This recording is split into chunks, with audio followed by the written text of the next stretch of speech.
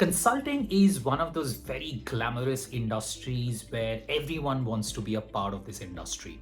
It's an industry that's done very well, which has grown by over 15% over the last many years. In this video, I'm actually going to take you on a journey to understand what the future of consulting lies over the next few years. Now, when I talk about consulting, I mean companies like McKinsey, BCG, Bain, Accenture, A.T. Kearney, the big four like PwC, EY, Deloitte, KPMG, and even the technology consulting players, whether it's Infosys, CTS, Accenture, and IBM. That's essentially what I refer to as consulting. Now, in this video, I'm going to break down this question into three parts. The first part is in terms of how has the past been for consulting. It's very important to understand the past before we project the future.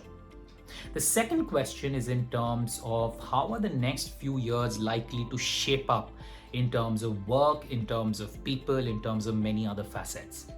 And the third question is in terms of what are some of the challenges that lie ahead for this industry.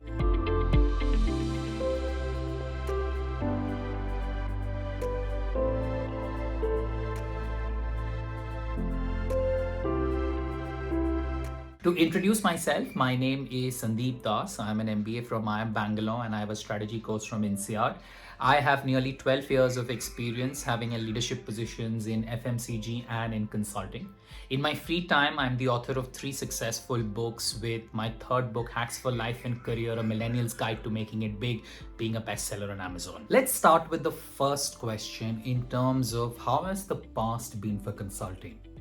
The reason we are looking at the past is because the past is a very good indicator of how the future is going to be. Now, if you look at consulting, the industry has been doing very well, growing at between 10 to 15% consistently year after year after year, growing much faster than what the Indian economy is growing at. In one line, consulting mirrors the stage of the Indian economy. And you should remember this principle. So for instance, in the 1990s, and when you were not working then, I was not working then, a lot of the Indian economy was opening up in terms of there were many Indian companies, many MNC companies were asking this question, which sector should we enter given the economy is open up? And as a result, a lot of consulting work was around that question in terms of which sectors are more attractive for you and which sectors aren't. Now, between 2000 to 2010, a lot of companies, Indian and MNC, had figured this question out, which sectors are attractive, but they wanted help in terms of how do we scale our business, how do we grow market share. And hence, in that period of 10 years, a lot of consulting work was about implementation in terms of show me how to do it, grow my sales, and tell me how to do it. Now, over the last 10 years, a lot of emphasis has been on digitization of front-end operations, digitization of the corporate functions, of supply chain, across the value channel. There has been a huge emphasis on digitization, and hence you've seen a lot of consulting work revolve around this theme of digitization. Now, this is important because as you would have realized again, that the nature of consulting work reflects the maturity of the economy. And as we get into the second question, this is actually a very important principle. Let's move on to the most important question in terms of what are some of the nuances of this industry that lie ahead as we look at the next 5 to 7 years.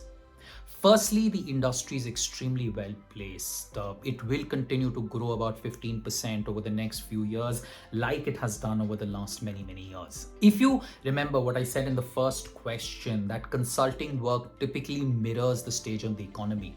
And as a result, over the next few years, you will see a huge emphasis and huge increase in digitization work.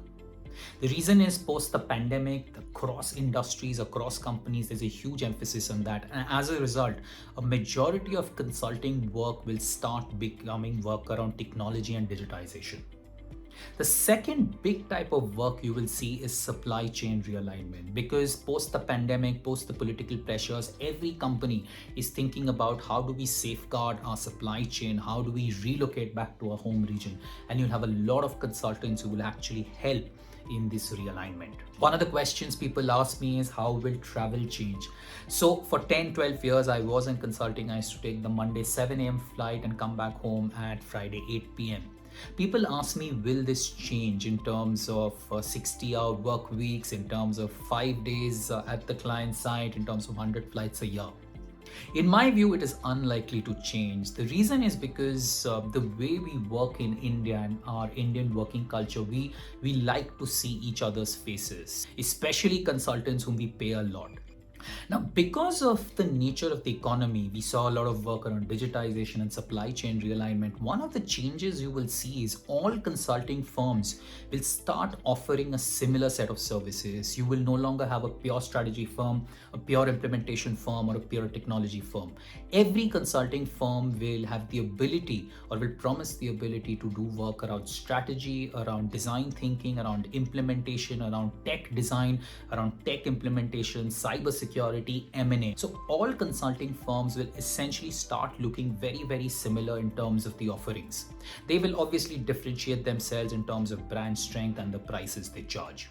Another very interesting hypothesis which is likely to emerge is a lot of clients, Indian and MNC, are going to tell the consulting firms, you are doing so much work, why don't you look at becoming part owner in my firm and driving this whole transformation agenda? So you will see a lot of consulting firms slowly moving the private equity route where they invest some money to buy a stake in the company, could be a startup, could be a mid-sized firm, could be even a large firm, and then driving that transformation agenda in that company to increase the efficiency, scale up the valuation, and then see how to move forward. Let's move to the third part. So is everything hunky-dory with this industry? The answer is a resounding no. So what are some of the challenges that this industry is likely to face? And this will appeal to you very strongly. The first big challenge, and it's a massive challenge the industry will have, is how to retain talent. Why do I say that? From my own experience in consulting, from my friends' experience in consulting, the hours are very, very long. Irrespective of the firm you work in, 60 hours a week is a good week. 50% of the weekends you will be working. And this is the norm across consulting firms, across type of projects. There is no exception to this rule. Now, earlier people used to do it because there was glamour, there was good money, and there was no alternate options. Now what has happened is there are so many other options in terms of startups, in terms of e-commerce, in terms of industry roles, FMCGs, in terms of corporate strategy houses, which are paying on par with consulting and promising a much, much better life and a place where you can see the impact of your work. A lot of people like you who are listening to me right now will think, why do I need to work so hard? Why do I need to subject my body through so much torture when the alternative is equally good? The second difference is in the mindset shift that is happening. So a lot of people like you will now prioritize your holistic well-being, and consulting becomes a very, very difficult place because of the work hours that are involved. So to give you an example, a leading consulting firm hired 25 people from IITs and IIMs and ISB the last year. And within 9 months, 24 of 25 people left saying, we are unhappy and we don't want to do this job. So managing talent is going to be the number one challenge for consulting firms. And what happens is a lot of partners who make the policies are into their 40s. They don't understand some of the nuances of working with people in their 20s and 30s. In their mind, sometimes the solution is just increase the salary or promote faster, but that doesn't work with this generation. So that's going to be the big challenge consulting firms are going to face. The second big challenge is going to be a huge question mark on ethics. Now, the ethics in this industry have not been very good. Typically, consultants follow the money. If there is money, they will just follow the money without really looking at the ethics part of it. You might have recently read in the news, there was a major consulting firm in the US that had to pay a $600 million fine because it recommended using strategies that led to a drug crisis in the United States. And the question of ethics is common across consulting firms that typically tend to follow the money. As the regulators get tougher over the next few years, there are going to be a lot of questions in terms of the quality of advice of consulting firms, and as a result, the risk to their reputation and the risk to their brand. So here is some of my hypotheses in terms of what is likely to happen to consulting firms. What are some of your hypotheses? Drop them in the comments box and I will reply to as many as I can. Now, sometimes people also ask, how do we get more information about consulting? Well, there are a few resources you can use. If you're looking to specifically pick up some of the skill sets, I spoke about supply chain strategy, I spoke about digitization. Inside IIM has certain specific courses. You can pick them up and upskill yourself. The description to some of those courses are written alongside this video. You can also follow me on LinkedIn. I post a lot in terms of the nuances of this industry, the lifestyle of this industry, the changes in this industry. It will be a very good primer for you as you enter this industry. You can also watch the series House of Lies. It's a slightly satirical take on consulting, but it gives a very good view in terms of how the industry is evolving. You can also read my book, Hacks for Life and Career. There's a whole section on consulting in terms of what do we look for people when we shortlist them, what does it take to get into a consulting firm, and how do you make a successful career in consulting. So with this, we come to the end of this video. If you have specific questions, you can write to me on LinkedIn. I'll try and answer as many as I can about your questions. If you like this video, do subscribe to the channel. You can also see some of the other videos I've made for this channel. And till next time, take care.